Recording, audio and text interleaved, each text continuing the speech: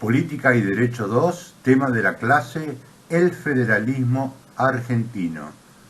Sumario, el diseño del federalismo en nuestra Constitución, relaciones nación-provincias, competencia tributaria e intervención federal. 1. ¿Cómo está diseñado el federalismo en nuestra Constitución? Buenos días, alumnos y alumnas. En la clase de hoy nos vamos a ocupar del tema del federalismo argentino.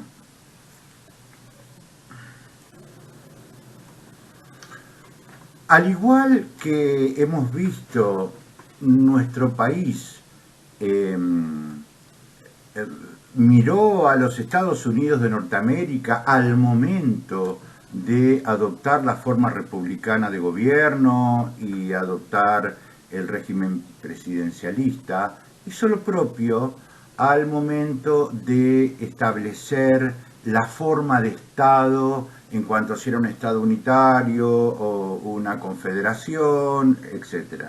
Adoptó el sistema originario de los Estados Unidos de Norteamérica, que es el federalismo.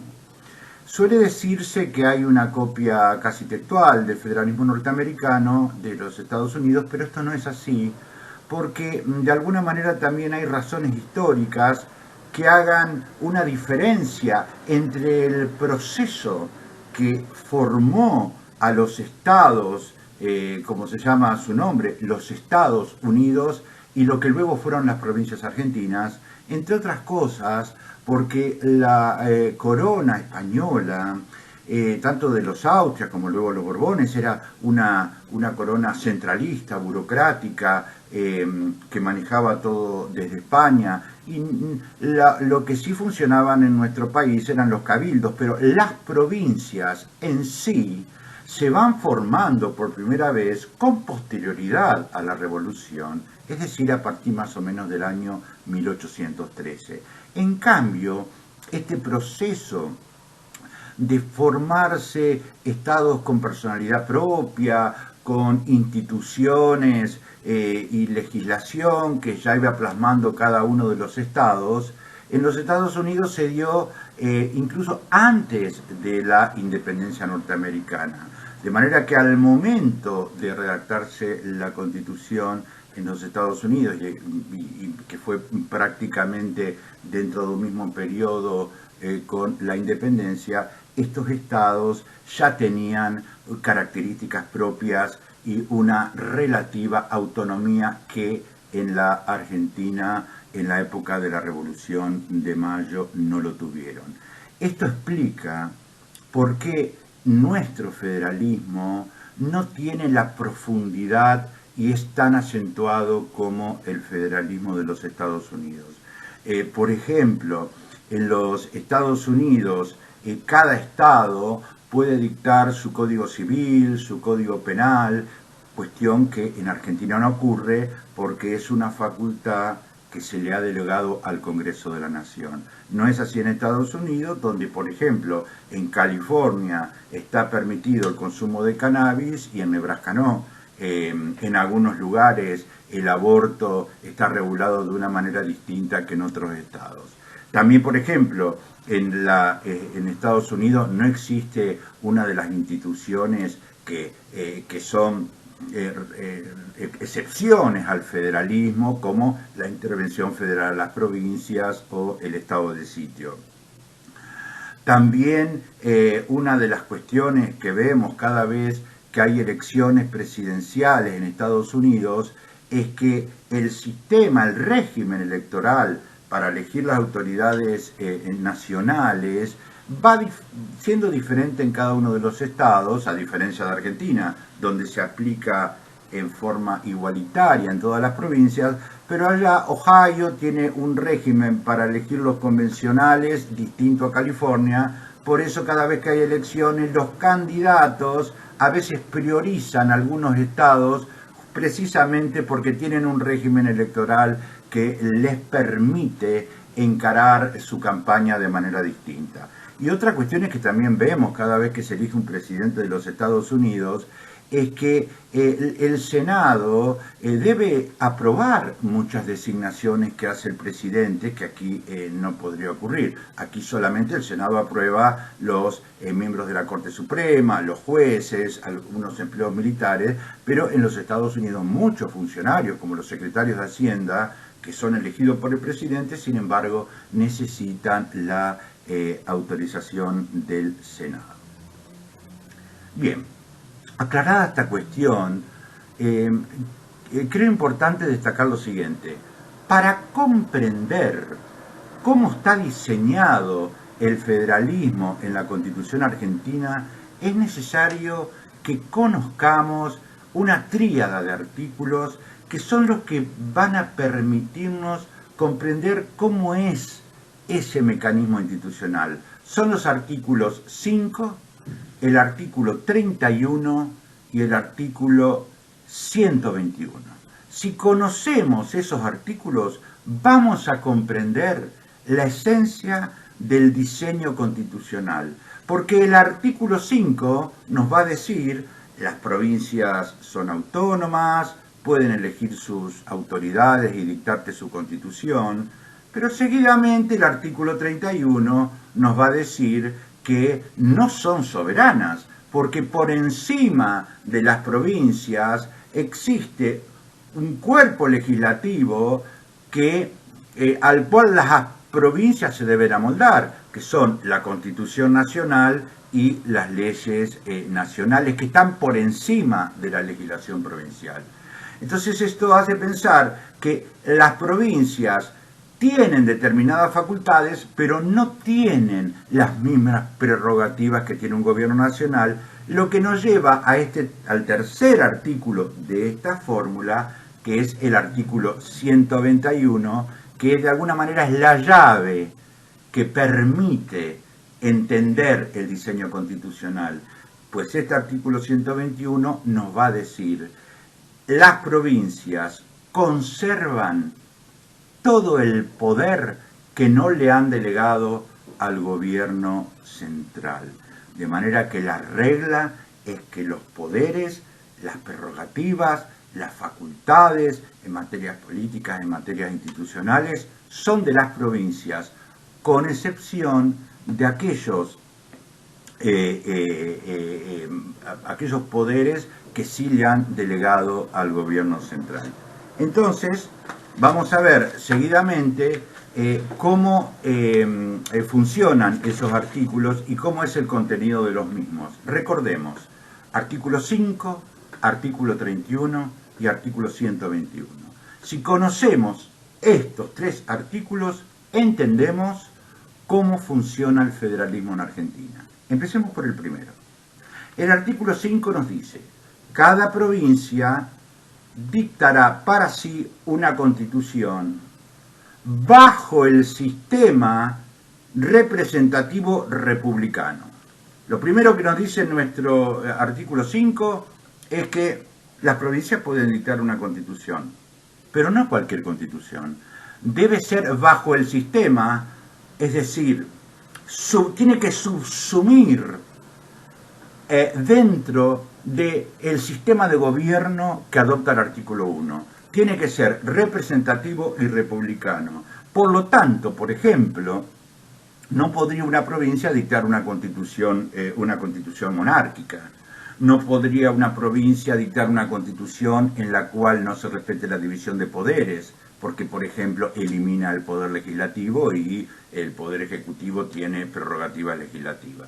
Si en cambio puede, porque subsume dentro del sistema republicano, adoptar sistema bicameral o unicameral, como ocurre en distintas provincias argentinas, y puede también fijar su propio régimen electoral en la medida que sea un régimen representativo. Es decir, puede optar por un sistema de distribución de bancas como el sistema DON, puede en algún momento una provincia hacer un diseño de circunscripciones uninominales. Esto está permitido. Sigue el artículo diciendo: de acuerdo, ahí tenemos otra exigencia a las provincias, de acuerdo a los principios, declaraciones y garantías de la Constitución Nacional. ¿Qué significa esto? Que tampoco la Constitución que dicte cada una de las provincias puede adoptar principios o declaraciones que sean opuestos a los que figuran en la primera parte de la Constitución, que son las declaraciones de derechos y garantías. No podría una Constitución provincial permitir la esclavitud, no podría impedir que sus habitantes transiten por el territorio, porque son derechos reconocidos dentro de la parte dogmática de la Constitución. Sigue el artículo 5. Que asegure la administración de justicia, régimen municipal y la educación primaria. Tenemos también ahí otra exigencia a las provincias. Siempre que dicten una constitución, siempre que se organicen institucionalmente, tendrán que cumplir con estos tres requisitos: educación primaria, régimen municipal y administración de justicia, que funcionan de una doble manera, pues por un lado tenemos que comprenderlo como prerrogativas exclusivas de la provincia. La nación no podría determinar cómo cada una de sus provincias organiza su sistema de tribunales, porque la administración de la justicia es una potestad propia de cada uno de las provincias argentinas. Pero a su vez, así como tenemos que verlo como un derecho de las provincias, son también responsabilidades de la provincia, pues las provincias están obligadas a asegurar estos tres aspectos, al punto que el artículo continúa del siguiente modo. Nos va a decir: bajo esas condiciones, el gobierno federal garante a cada provincia el goce y ejercicio de sus instituciones. Fíjense la palabra, bajo esas condiciones. Es decir, que todos los aspectos que acabamos de nombrar, que vamos a repasar: sistema republicano y representativo; segunda exigencia, declaraciones, derechos y garantías de la Constitución Nacional; tercero, administración de justicia; cuarto, educación primaria; y quinto, régimen municipal. Son las 5 condiciones que el artículo 5 le impone a las provincias, al punto que dice: bajo esas condiciones, el gobierno federal garante a cada provincia el goce y ejercicio de sus instituciones. Esto se denomina la garantía federal. Es decir, van a poder las provincias gozar de la autonomía que les confiere la Constitución en la medida que cumplan con esas exigencias. Al punto, por ejemplo, que si una de las exigencias es asegurar la educación primaria, y el artículo 75 también nos dice que la educación es gratuita, imaginémonos que en el supuesto caso que un gobierno provincial sea elegido a autoridades neofascistas, extrema, de un libertarismo de derecha, que se le ocurra poner aranceles, que la educación se apaga, no están cumpliendo con una de las condiciones, y por lo tanto no es casual que con posterioridad al artículo 5, es decir, el artículo 6, nos va a venir a decir justamente que la Constitución posee un instituto que no tiene la Constitución norteamericana, que es la intervención federal a las provincias. ¿Por qué? Porque si nos dicen en el artículo 5 que las provincias están obligadas a cumplir con ciertas condiciones, posteriormente el artículo 6 lo que nos va a decir es cuál es la amenaza que se cierne sobre las provincias para el caso de que alguna de ellas no cumpla con esas condiciones.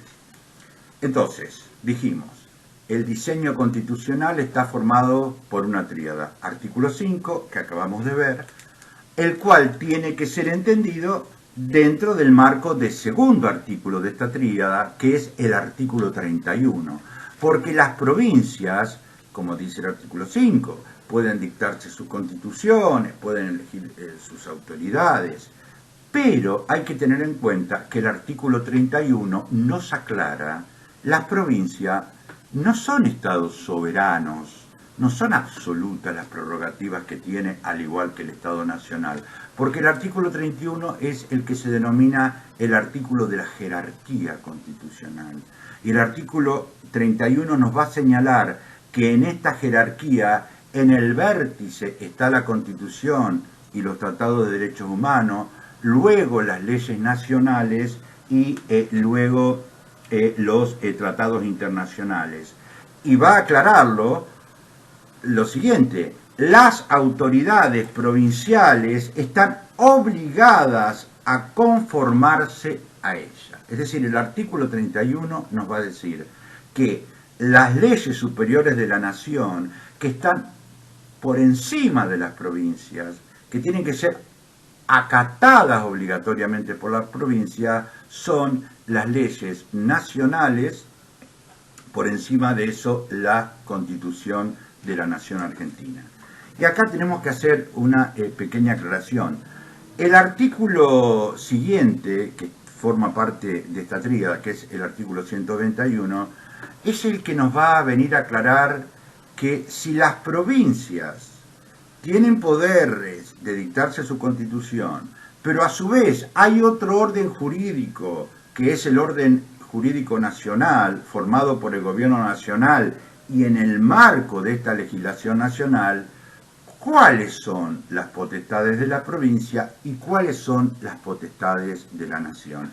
Y ahí entonces tenemos que comprender que el artículo 31 tiene que ser comprendido en consonancia con el artículo 121, porque el artículo 121 nos va a decir: las provincias conservan todo el poder no delegado por esta Constitución.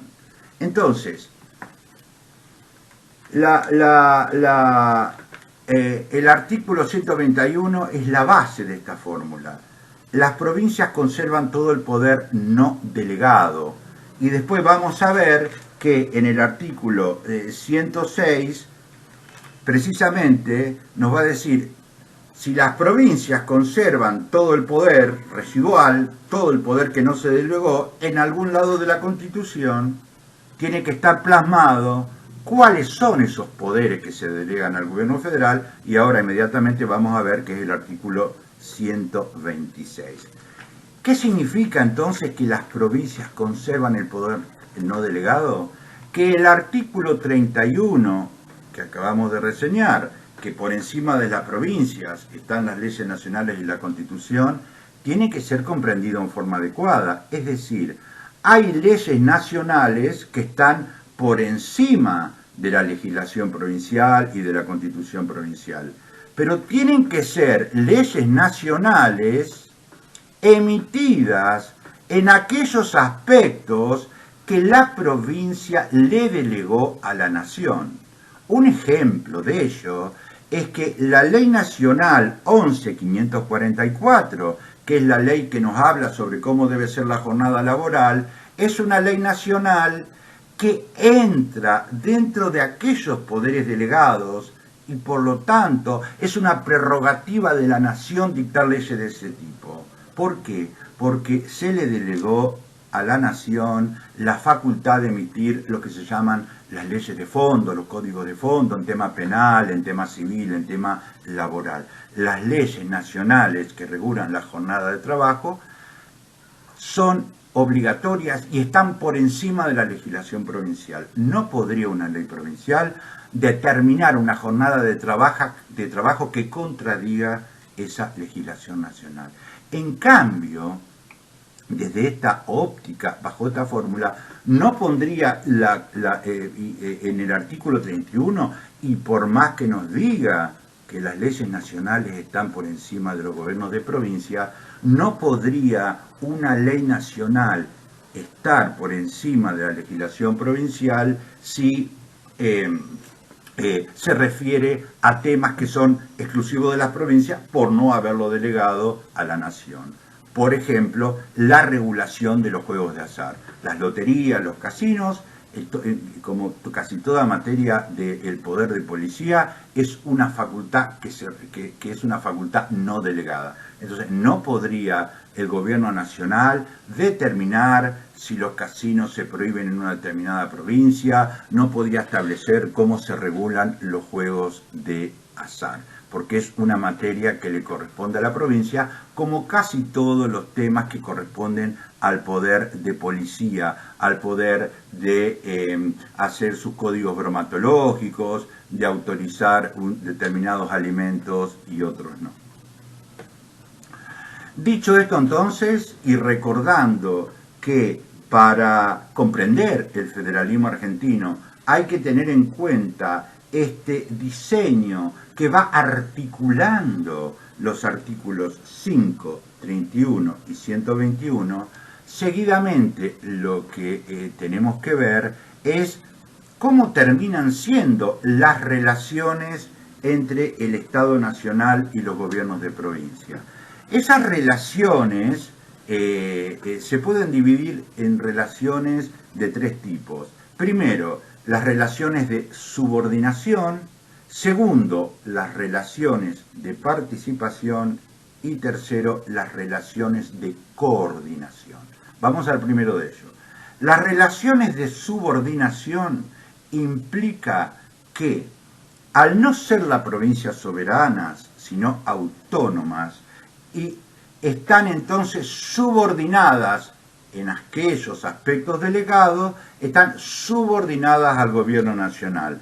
Aparece claramente eso, como ya lo vimos, en el artículo 5, porque dice, le pone condiciones a la provincia para gozar de su autonomía. En el artículo 31, porque establece que los gobiernos de provincia deben adecuarse a esa jerarquía normativa que tiene a la Constitución como límite, y también lo vamos a ver al final de esta clase en un artículo que es el artículo 6, que es una sanción que las provincias tienen en caso de que no cumplan con ese mandato constitucional de regirse por el sistema republicano, asegurar la educación primaria, etc. Entonces, el artículo 6 de intervención, nos van a hablar de que, en primer lugar, hay una relación de subordinación de las provincias al gobierno nacional.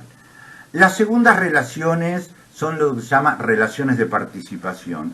Eso significa que, si bien las provincias deben estar adecuadas a la legislación nacional, las provincias también participan en la producción de esa legislación, y lo hacen a través de la Cámara de Senadores, que, como lo dice el texto constitucional, la Cámara de Senadores representan a las provincias. Entonces, el Senado de la Nación, en el proceso de elaboración de las leyes, tiene que verse visto también como una forma mediante la cual las provincias participan en el gobierno nacional.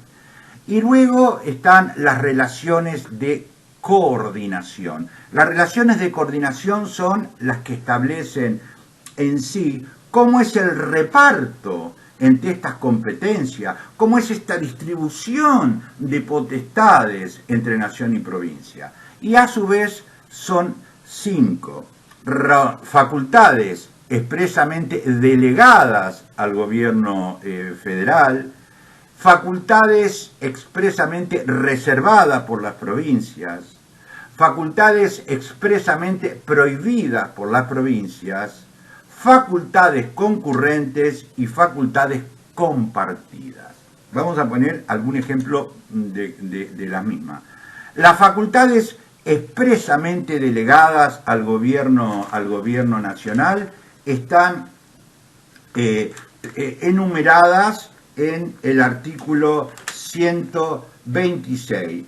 Las provincias no ejercen el poder delegado a la nación y establece una serie de atribuciones que la provincia no puede ejercerlas precisamente porque se las ha delegado al gobierno nacional. Por ejemplo, establecer aduanas, acuñar moneda, dictar código civil, penal y de minería, dictar leyes sobre bancarrotas, lo que hoy llamamos leyes de quiebra, dictar leyes sobre falsificación de moneda, y entre otras cosas que no está en este artículo, pero que es fundamental, no pueden las provincias formar sus propios ejércitos, porque en otro artículo de la Constitución es una facultad exclusiva del gobierno nacional. Entonces, esas son las facultades que expresamente están delegadas. Luego están las facultades expresamente reservadas, que en principio no tendría sentido que la Constitución diga que que las provincias se reservan facultades, porque esa es la regla. Lo que no delegaron es porque quedó en las provincias. Pero no obstante ello, en algunos lados de la Constitución vamos a encontrar que claramente se dispone que son facultades de las provincias, como muchas de las que ya dijimos: la administración de justicia, el régimen municipal, elegir a sus funcionarios y dictarse su propia constitución. Eso se denominan facultades que se reservaron en forma expresa. El resto se reservó en forma tácita, pero estas se reservan en forma expresa. Luego hay facultades que están expresamente prohibidas a la provincia. Por ejemplo, algunos artículos de la Constitución dicen claramente que las provincias tienen prohibido regular determinados aspectos, como por ejemplo no pueden establecer aduanas, no puede tiene una provincia prohibido declararle la guerra a otra provincia, porque se establece que esas controversias las tiene que resolver el gobierno nacional. Luego tenemos las facultades concurrentes. Las facultades concurrentes son aquellas que la Constitución ha previsto que pueden ser llevadas a cabo tanto por las provincias como por el gobierno nacional. Un ejemplo claro es lo que se denomina la cláusula del progreso, que está establecido en el artículo 75, inciso 18. Esta cláusula del progreso, que es, por ejemplo, el fomentar la industria, fomentar las investigaciones, hay una copia textual. Si ustedes comparan el artículo 125 y el artículo 75, inciso 18, en muchos aspectos son idénticos los artículos. Significa que están previstos para ser ejercidas por el gobierno nacional, pero también están previstos para ser ejercidos por el gobierno de las provincias. Es decir, son facultades concurrentes. Y por último, dentro de estas relaciones, están las facultades compartidas. Son aquellas en que para tomar una decisión es necesario que intervengan ambas instancias, la de las provincias y la del gobierno nacional. Por ejemplo, lo dice la Constitución, si de varias provincias se quiere formar una sola, para tomar esa decisión tiene que haber una facultad que ambas estén de acuerdo, que ambas puedan determinar una resolución. Parece una cosa extraña, pero recuerdo que hace muchos años hubo una idea que finalmente no se plasmó, de unificar las provincias de Neuquén y de Río Negro. De vez en cuando surgen estas iniciativas de formar provincias. Yo por lo pronto hace mucho que no veo algo de esto. Bueno, entonces en esta primera parte, en este primer punto, hemos visto cómo está diseñado el federalismo en la Constitución. Aclaramos que no es una réplica exacta del federalismo que fue originario de los Estados Unidos. Entendemos, y así los hemos explicado, que para comprender el federalismo, recuerden siempre, hay que tener en cuenta el artículo 5, el artículo 31 y el artículo 121. Si se comprenden esos tres artículos, se comprende el federalismo argentino. Y luego hemos dicho que si hay esta articulación, ¿cómo tenemos que entender qué son esas relaciones entre Estado federal y provincia? Y dijimos que las relaciones pueden ser de tres clases: relaciones de subordinación, relaciones de participación y relaciones de coordinación. Bueno, ahora seguimos.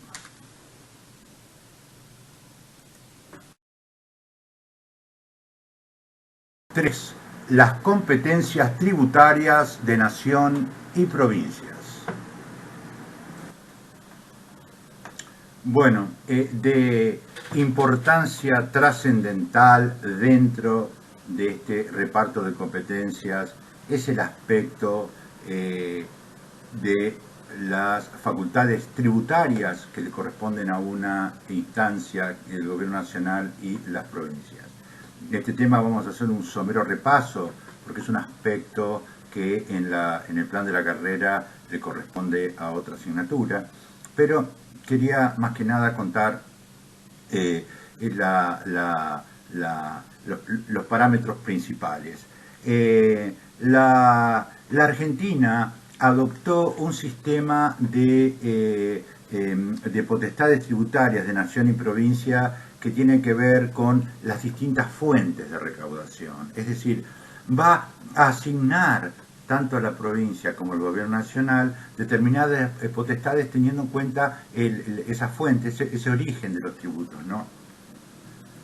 Que uno lo puede ver situando, una manera fácil de comprenderlo, es situando a un contribuyente. En el caso, por ejemplo, de los profesores universitarios, tenemos por un lado que cuando se nos abona el sueldo, se nos descuenta un impuesto que es el impuesto a la ganancia, que es un impuesto directo, un impuesto que recae sobre la persona, y también, por ejemplo, si vamos a comprar una lapicera, por ejemplo, vamos a pagar otro tributo, que es otra fuente de recaudación, que es el impuesto al valor agregado. Entonces, la provincia, la Constitución, lo que va a determinar es, para asignar estas facultades, qué tipo de tributo, y a partir de ahí es cuál le corresponde a cada uno. Bueno, para comprender estas facultades tributarias tenemos que ir al artículo 75, que son las potestades del Congreso. Y el reparto de competencias tributarias lo van a ver claramente en el artículo 75, inciso 1, y el artículo 75, inciso 2. Lo primero que vamos a ver en este artículo es que, por un lado, los impuestos son clasificados en nuestra Constitución de dos maneras distintas: los impuestos externos y los impuestos internos.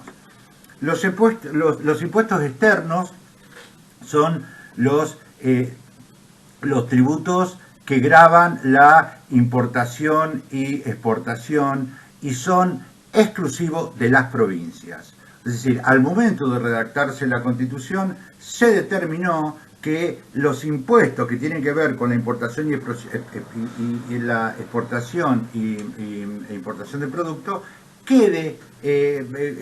sean recaudados por el gobierno nacional.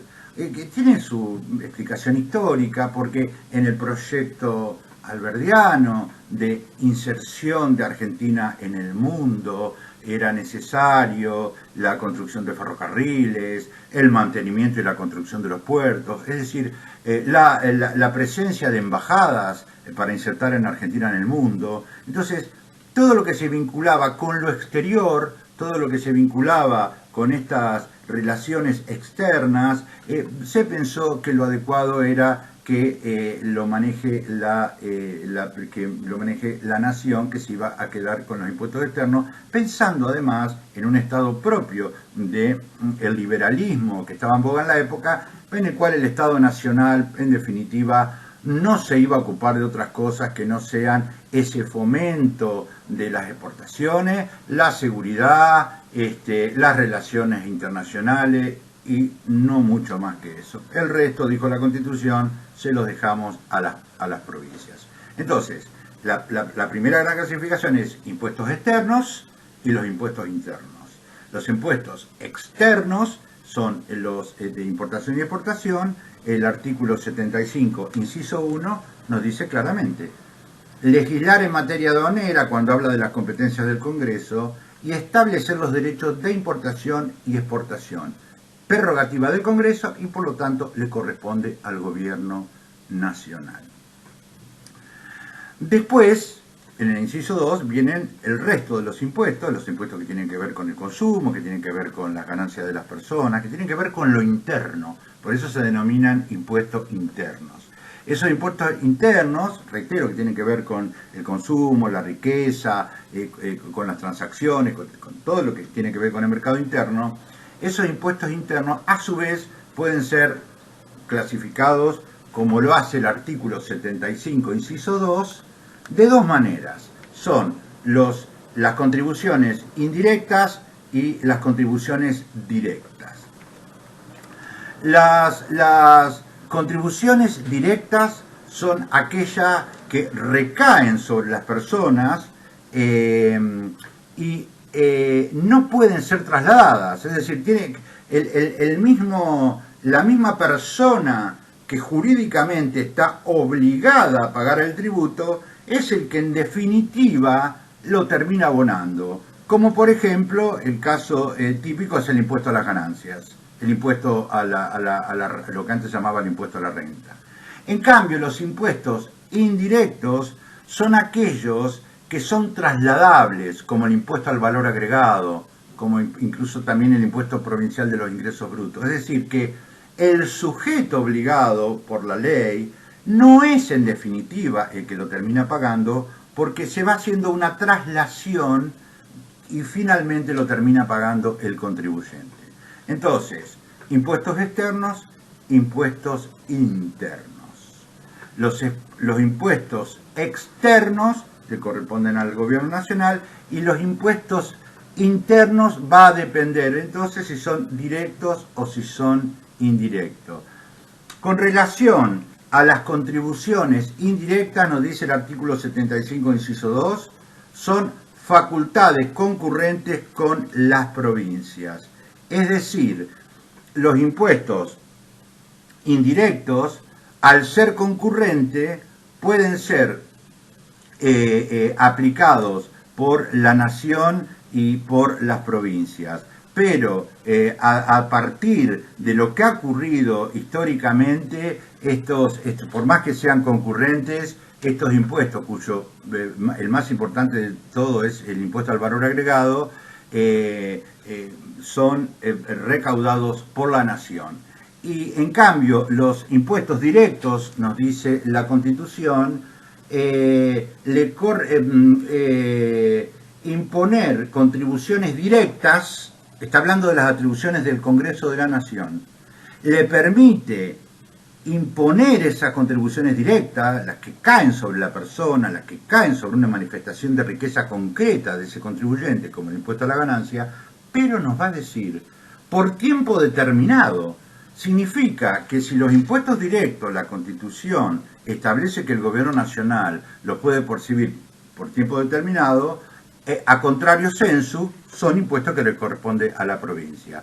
Sin embargo, estos impuestos directos, ya desde el año 1932, vienen siendo cobrados, vienen siendo percibidos por la nación, decía, a partir de las primeras leyes que le van confiriendo atribuciones que originariamente eran reservadas a la provincia, se la delegan al gobierno nacional. De manera que esta frase con relación a los impuestos directos que por tiempo determinado puede cobrar la nación, con el tiempo se terminó haciendo un tiempo eterno, porque la nación esos impuestos directos, como es el caso de impuestos a las ganancias, lo recauda siempre. Ahora, ¿cuál es acá la clave de este sistema? Es que la Constitución prevé lo siguiente: los impuestos externos, reitero, los impuestos de importación y exportación, que le corresponden al gobierno nacional, no son coparticipables. En cambio, los impuestos internos, como son a la riqueza, al consumo, a las transacciones, son impuestos coparticipables. ¿Qué significa que sea un impuesto coparticipable? Significa que si bien ingresan a las arcas nacionales, inmediatamente tiene que ser transferido a las provincias. Así lo dice el artículo 75, inciso 2. Una ley convenio sobre la base de acuerdos entre la nación y las provincias instituirá regímenes de coparticipación de estas contribuciones. Y en el otro párrafo del artículo 75, inciso 2, nos va a determinar cuáles son los criterios para que se efectúe esta coparticipación. Esos criterios son los siguientes: criterios objetivos de reparto de manera equitativa pero solidaria. ¿Por qué solidaria? Porque debe darse una equivalencia en el grado de desarrollo, en la calidad de vida. Lo que nos está diciendo la Constitución Nacional, que al momento de hacer una ley de coparticipación, no hay que tener solamente en cuenta factores como la población o cuánto es lo que produce cada provincia para incidir en esa recaudación tributaria, sino que tiene que tener cuidado de que hay provincias que no tienen la misma capacidad económica que otras, entonces no pueden ser dejadas de lado al momento de darle una coparticipación que no le permita, como dice la Constitución, una calidad de vida a sus habitantes. ¿Qué pasa con esa ley de coparticipación? Bueno, por más que la Constitución nos haya dicho que se debe hacer una ley de coparticipación, esa ley nunca se hizo porque, entre otras cosas, exige el acuerdo de todas las provincias. Por lo tanto, en materia de coparticipación, la Argentina está funcionando todavía con una ley del año 1988, que es la Ley de Coparticipación Federal de Recursos Fiscales. Esta es la ley, con algunas modificaciones ulteriores, que todavía se aplica en Argentina. Lo primero que nos va a decir el artículo 2 es que será coparticipado toda la recaudación de los impuestos nacionales, salvo, en concordancia con el artículo 75, inciso 1, los derechos de importación y exportación que no son coparticipables. Y luego, en el artículo 3 y el artículo 4, el sistema que va a utilizar la ley de coparticipación es el siguiente. Hay lo que se llama una distribución primaria y luego una distribución secundaria.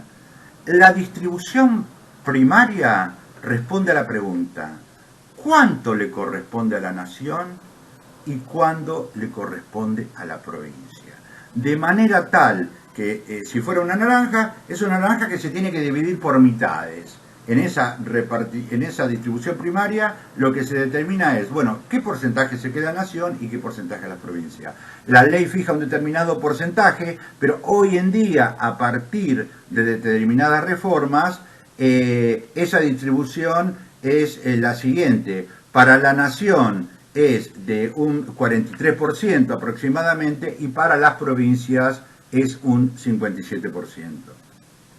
Luego, en el artículo 4 viene lo que se denomina la distribución secundaria. Y acá, una vez determinado cuál es la masa que le corresponde a los gobiernos de provincia, lo que responde la pregunta es qué porcentaje le toca a cada una. Es decir, como si fuera una naranja dividida en 24 gajos, donde hay que determinar cada una de esas reparticiones.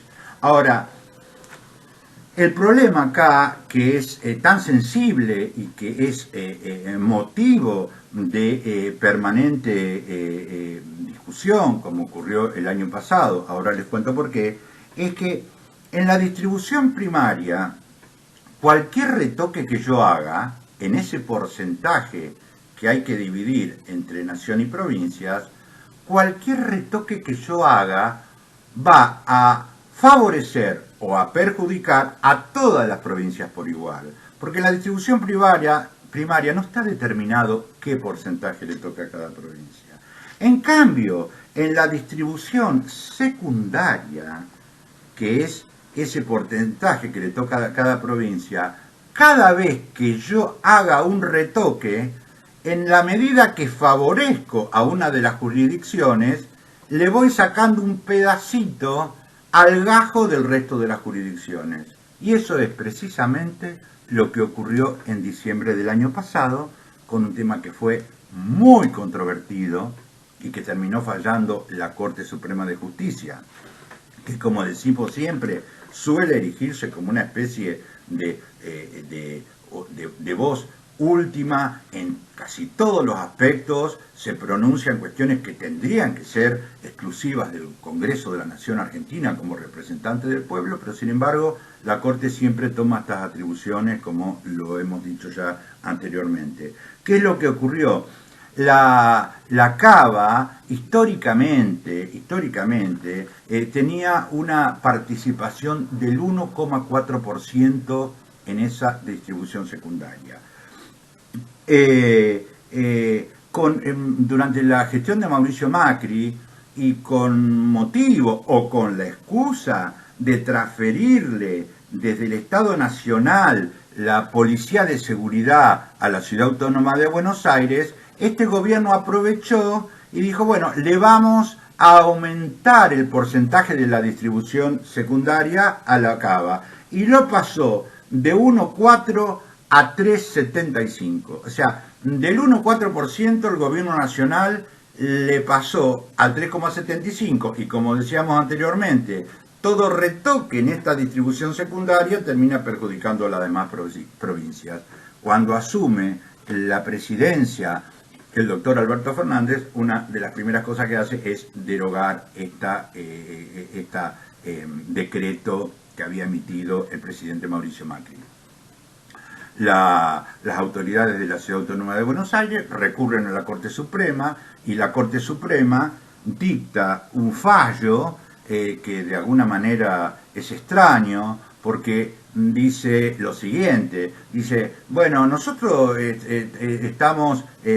tenemos atribuciones para ocuparnos de un tema que a mi entender no es materia de competencia de la Corte, porque como ya dijimos, uno de los grandes problemas de la Argentina que nos hace pensar si realmente hay un gobierno de los jueces, es que no solamente la Corte se debería ocupar solamente de la garantía de los derechos humanos, pero en todo lo que tiene que ver con cuestiones que tienen un profundo matiz político, la Corte termina interviniendo. Y acá la Corte intervino y dicta un fallo a fines del año pasado, donde dice, bueno, a la Ciudad Autónoma de Buenos Aires no le corresponde un 3,75 de porcentaje como lo estableció el gobierno de Mauricio Macri, pero tampoco es procedente la medida que adoptó el presidente Alberto Fernández de habérselo vuelto a bajar al 1,4%. Entonces, ¿qué hizo la Corte? Una solución que nunca yo terminé de comprenderla, que dijo, vamos a asignarle un 2,95, que es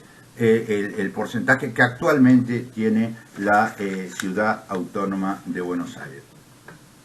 Entonces, le reitero, la ley de coparticipación nos determina una distribución primaria y una distribución secundaria. La distribución secundaria, es decir, el porcentaje que le toca a cada una de las provincias, también está establecido en la ley y luego se van haciendo algunas modificaciones en distintos acuerdos entre nación y provincia que se fueron haciendo a lo largo del tiempo. Pero, por ejemplo, a la provincia de Buenos Aires, que es la que más recibe, que es un 19%. Ahora, esta distribución secundaria genera problemas recurrentes, no solamente porque el hecho que les acabo de decir, de lo que ocurrió con la Ciudad Autónoma de Buenos Aires, sino que aparecen recurrentemente problemas. Y les voy a contar uno que lo leí en los periódicos en el día de ayer. Cuando se establece la distribución entre las distintas provincias, hay ciertos criterios de solidaridad en el cual algunas provincias que tienen menos capacidad productiva, que tienen menos recursos, reciban en proporción, reciban mayor. Por ejemplo, si nos preguntamos por cada 100 pesos que aporta una provincia, cuánto luego le es devuelto, nos vamos a encontrar con una disparidad grande, en cierta medida entendible, porque algunas provincias como Santa Fe, como Córdoba, hay un cierto equilibrio entre lo que aportan y lo que reciben. Es decir, cada 100 pesos en lo que la provincia de Santa Fe, con su producción, con su recaudación, aporta al gobierno nacional, va a recibir una proporción más o menos similar, que es la de 100. Ahora, hay otras provincias, como son los casos de Santiago del Estero, Jujuy, que por cada 100 pesos que aporta van a recibir 300, es decir, que triplica lo que ellos aportaron. Y hasta acá uno podría comprenderlo, pero fíjense cómo se complica con la existencia de recursos naturales, como es el caso del litio en muchas provincias. Una de las innovaciones que hizo la Constitución Nacional en la reforma del año 94 es plasmar en un artículo que es el 124 lo siguiente: corresponde a las provincias el dominio originario de los recursos naturales existentes en su territorio. O sea, los recursos naturales que están en un territorio, como puede ser el petróleo, si bien la Constitución antes de la reforma no decía nada, al no ser una materia de legado se entendía que era de la provincia. Pero, ¿qué es lo que ocurrió? En muchas situaciones históricas, el gobierno nacional dictó leyes nacionales, como la Ley Nacional de Hidrocarburos, que disponía que la explotación de esas fuentes petroleras y por lo tanto la recaudación de lo que se accionaba iba al gobierno nacional. En cambio, esta reforma constitucional puso las cosas en claro. El dominio de esas fuentes de riqueza es de las provincias. Ahora, ¿qué es lo que ocurre? Ocurre que algunas provincias, como Catamarca, como Jujuy, nos encontramos que tienen una fuente natural que puede generar una enorme riqueza, como es el litio, ¿no? A partir de las grandes salinas que tienen. Entonces, el gobierno nacional está estudiando hacer algo parecido a lo que hizo el gobierno de Chile, que es declarar la nacionalización del litio. Eso es lo que ha hecho hace unos días el gobierno de Chile, de manera que con eso lo que está diciendo el gobierno es que esas fuentes no se van a privatizar, siempre van a quedar en manos del Estado Nacional. Y entonces algunas provincias, como en el caso de Catamarca, han salido a protestar diciendo no podría la Argentina nacionalizar las fuentes de litio porque, como dice el artículo 124, son un dominio originario de las provincias. Y esto, lógicamente, por lo que yo le decía, va a traer un cierto barullo, porque alguien le va a decir a Catamarca: ustedes son una de las provincias que se suponía que no tenían riquezas originarias y que por lo tanto en la distribución secundaria, en esa división, reciben el triple de lo que están aportando. Entonces, ¿con qué criterio se va a ser solamente para ustedes? Entonces, esto va a traer problemas. Uno de los problemas, que no es motivo de esta clase, es que ya hay algunas voces que están diciendo que no es lo mismo quién es propietario que la jurisdicción. La jurisdicción sería otra instancia en la cual el gobierno nacional puede establecer determinadas pautas acerca de si se pueden concesionar, las condiciones en que se van a concesionar. Actualmente está funcionando el artículo 124 y provincias como Catamarca ya han hecho concesiones a algunas empresas norteamericanas y algunas empresas chinas. Bueno, entonces es el pantallazo general que quisimos dar acerca de cómo es la distribución de competencias en materia tributaria entre la nación y las provincias. Ahora volvemos. Federal a las provincias.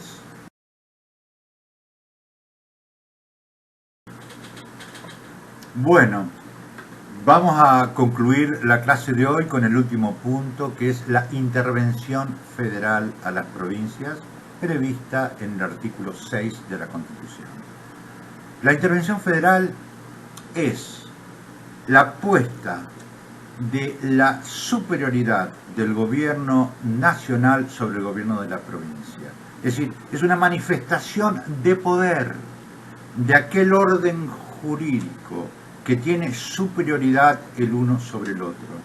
Porque como ya vimos, la intervención es un remedio, también es una amenaza y una sanción para aquellos casos expresamente previstos con la Constitución, pero fundamentalmente cuando en las provincias no se cumple con aquellas condiciones que la Constitución exige para que el gobierno federal garantice a cada provincia el goce y ejercicio de sus instituciones. Entonces, para comprender la intervención federal a las provincias, tengan en cuenta que hay que conocer dos artículos.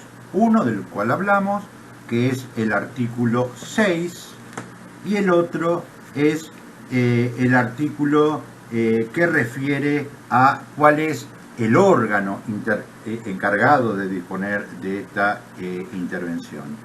El artículo 6, recuerden, nos va a decir lo siguiente: luego de fijar cuáles son, en el artículo 5, aquellas condiciones que deben cumplir las provincias, en el artículo 6 nos dice: el gobierno federal interviene en el territorio de las provincias para garantir la forma republicana de gobierno o repeler invasiones exteriores, y a requisición de sus autoridades para sostenerlas o restablecerlas si hubiesen sido depuestas por la sedición o invasión de otra provincia.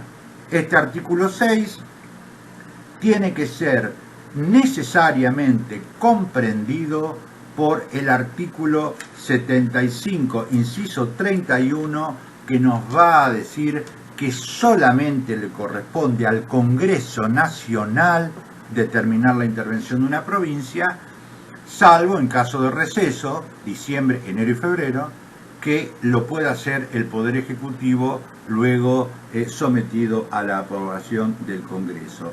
Esta determinación hace que, con relación a la intervención, nos podamos hacer dos grandes preguntas. La primera, ¿quién interviene? Y la segunda, ¿por qué interviene?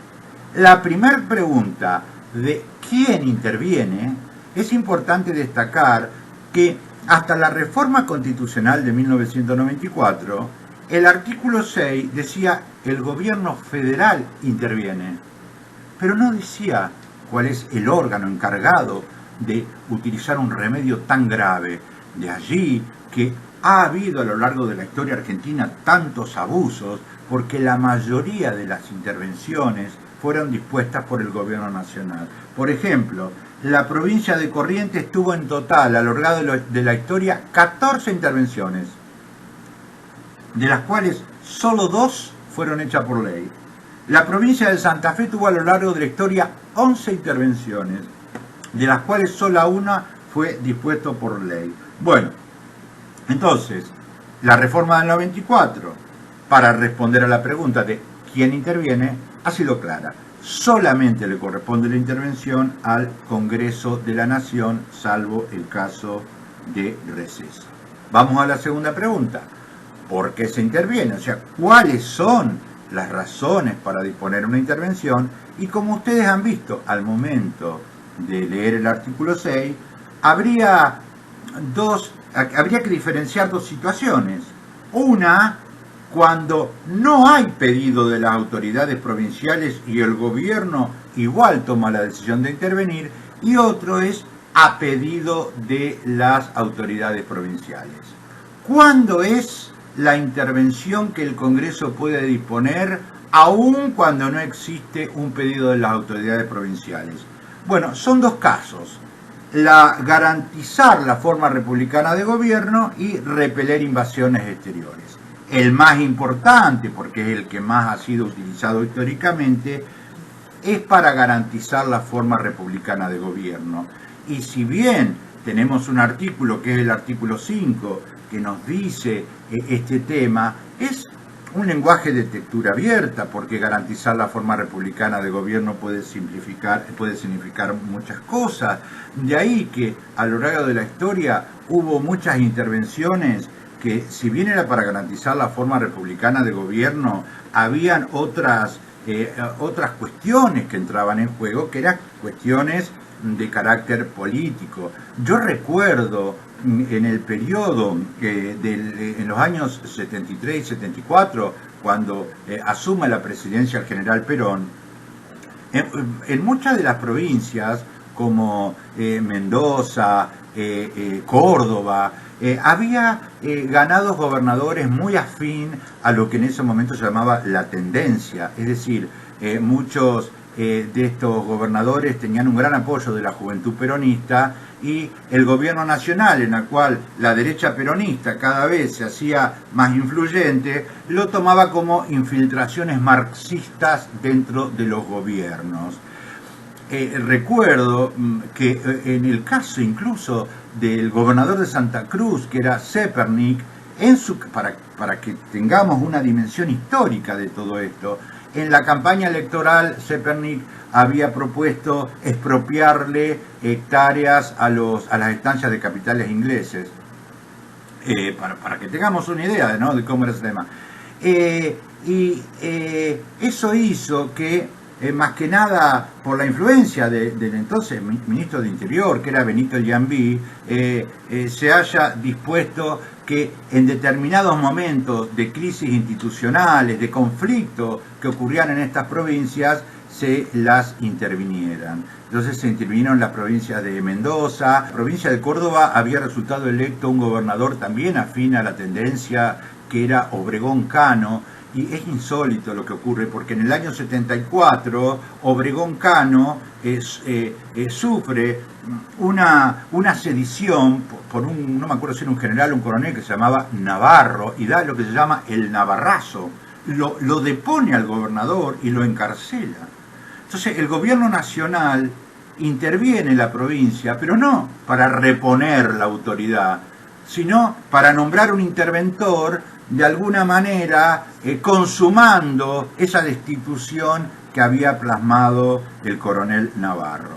Entonces, otro caso histórico que también recuerdo de esta intervención para garantizar la forma republicana de gobierno, y que además nos da una idea de cómo funciona realmente este instituto, ocurrió durante el gobierno de la Rúa, donde en la provincia de Corrientes, estamos allá por el año 99, donde la crisis económica y social se empieza a extender por toda la República, y la provincia de Corrientes sufre una crisis social enorme en el año 99, retrasos de muchos meses en pagarle a los maestros, por ejemplo, lo que provoca un estallido social, provoca incluso que se corten todos los puentes que comunicaba la provincia de Corrientes con otra provincia, y estos cortes producen un efecto enorme, porque yo me acuerdo de esas imágenes de colas de camiones que venían de Brasil para atravesar la provincia de Corrientes. Entonces el gobierno nacional se le ocurre mandar a Gendarmería para reprimir, en vez de buscar soluciones dada la necesidad grave que estaba pasando la población. Hay muertos en esa represión de Gendarmería, hasta que finalmente el Congreso de la Nación, dada la situación, no se estaban dando clases, dicta una ley que se la voy a comentar brevemente, porque es un ejemplo de cómo funciona la intervención en Argentina. La ley es la ley 25.636, fue aprobada por unanimidad, salvo los 3 senadores de Corrientes, y dice así: en el primer dispónese la intervención de la provincia de Corrientes para garantizar la forma republicana de gobierno. Segundo, dispónese la caducidad del mandato del gobernador, vicegobernador, legisladores y pónganse en comisión a los miembros del Poder Judicial. Tercero, autorízase al Poder Ejecutivo para nombrar un interventor, que creo que fue, no me acuerdo si Mestre, y luego fija un plazo de 180 días, porque la intervención debe fijar un determinado plazo. Entonces, esa es la intervención sin pedido de la autoridad de la provincia para garantizar la forma republicana de gobierno. Y finalmente están los casos de que también se puede intervenir una provincia cuando es para sostener a la autoridad o para restablecerla en caso de sedición o invasión de otra provincia. La sedición es un delito, la sedición es un acto muy parecido a lo que es la rebelión a nivel nacional, y es cuando un determinado grupo toma el poder para sustituir ilegítimamente a la autoridad que está constitucionalmente elegida. Entonces, repasando, para comprender la intervención federal es necesario saber el artículo 6, el artículo 67, el artículo 75 y